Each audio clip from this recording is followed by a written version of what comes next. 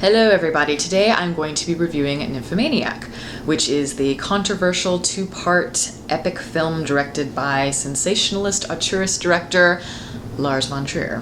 Lars, as a director and as a person, has a very bleak outlook on life and on humanity, and it is very apparent in his work. And I think with the majority of his films, and you can see it in just in terms of the consistency, he likes to be perverse, and he likes to almost prank the audience, almost like, he's playing a practical joke on them, and he wants to shock you.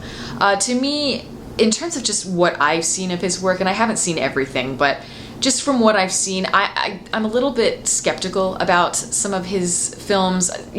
There are times when I do think he's truly achieving art as opposed to artifice. A lot of the times I do feel like, as I said, he's toying with the audience, and I feel like he's trying really hard to evoke a reaction out of us without really having something meaty behind it. Like, for instance, his last film, which came out in 2011, which was Melancholia, it had a lot of amazing things about it. It was gorgeous, stunning to look at, and it did have some very kind of interesting, thought-provoking ideas going on there. But to me, as I was watching it, it didn't amount to much in the long run. I mean, I felt as though, it had these ideas kind of here and there, but they never quite took shape in a sort of narrative that I felt kind of had dimension, and to me I was kind of left cold by it. But Nymphomaniac is a very different story. To me, that film succeeds everywhere that Melancholia failed, at least in my opinion. To me, it is constantly pondering all kinds of ideas. It is never boring. It's very evocative. It's daring, and I think it's one of the best things that I've seen out of the Lars von Trier canon. The title of the film is quite self-explanatory. It's about a woman who is a nymphomaniac, and throughout the film she's basically recalling the tale of her life and all of her sexual experiences and how they've shaped who she is. And she's telling the story to a very asexual man played by Stellan Skarsgård. I think what I love a lot about the movie is just how gutsy it is, how unrelenting it is, how it seems like it's right on the edge, and it's constantly wanting to push itself and push the audience to the absolute limit.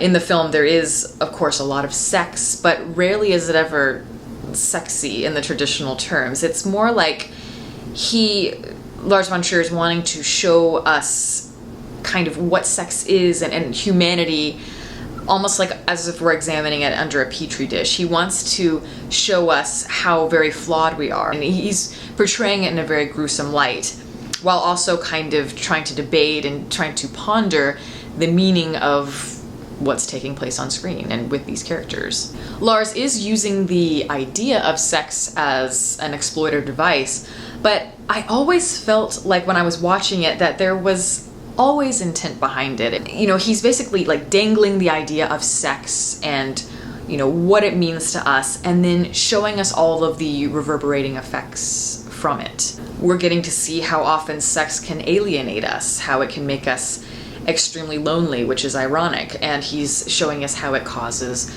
jealousy, rage, how we bottle up our emotions and our lust because society tells us it's perverse. The most important thing that I took away from the film, just as a viewer, was how sex, as we know, is meant for you to feel the ultimate sensation, right?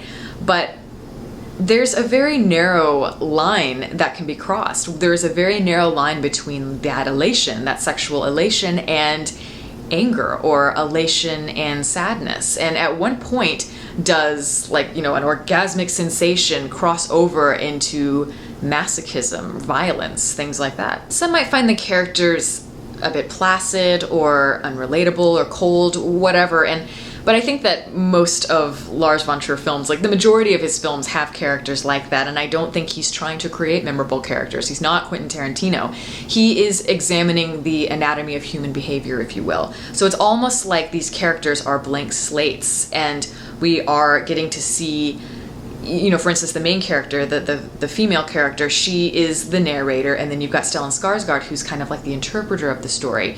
And the way that he sees it may seem very methodical and unrealistic and maybe even laughable at times, but that's kind of the point. Art doesn't have to be realistic. It's like Lars von Trier is taking little aspects of, you know, things that we see in ourselves and just human behavior and making them into kind of artistic abstractions. And to me, this is a way for us to kind of understand emotions and the motivations behind them in their most raw and unbiased form. To me, this is like art porn. It's an exploitation piece. It's a feminist piece. It's very philosophical, and it's designed to shock you, but it's not necessarily trying to manipulate you in the same way that other works do. And there are some very quirky decisions, some inconsistencies in the film, like the bizarre casting. Shia LaBeouf is in this film, which kind of threw me off, just the idea of that to begin with. But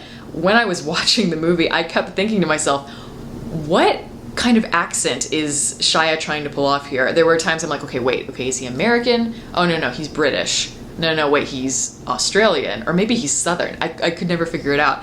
But I always feel like the choices that are made in order to create the film they just kind of added this weird kind of quirky vibe to it. It added to the peculiarity of the film. People that really love artistic films, that really push the envelope, are going to love this. People who are Lars von Trier fans are definitely going to love this, because again, I think this is one of his more powerful and complex films.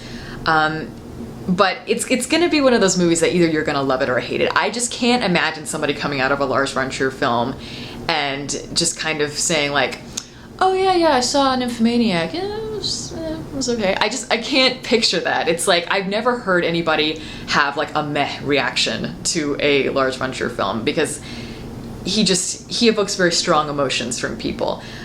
But I will warn you, if you've never seen a Lars von Trier film, just prepare yourself, because he is not exactly a peach. But again, I absolutely love this film, and I highly recommend it. That is my review.